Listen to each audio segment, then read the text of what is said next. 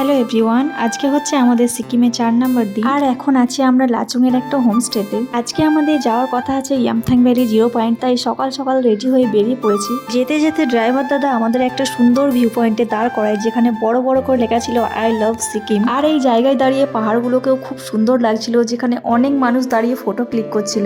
আমিও এই জায়গায় দাঁড়িয়ে অনেক ফটো ক্লিক করেছি, যেগুলো অসাধারণ এসেছে। তোমরা চাইলে আমার ইনস্টাগ্রাম বা ফেসবুক আইডিতে গিয়ে দেখে আসতে পারো। ওখান থেকে বেরিয়ে আমরা পৌঁছে যাই ইয়ামথাং ভ্যালি, যেটা পুরোটা বরফে ঢাকা। নিজের চোখে না দেখলে হয়তো বিশ্বাস করতাম না পৃথিবীতে এত সুন্দরও জায়গা আছে। এ যেন এক টুকরো স্বর্গ।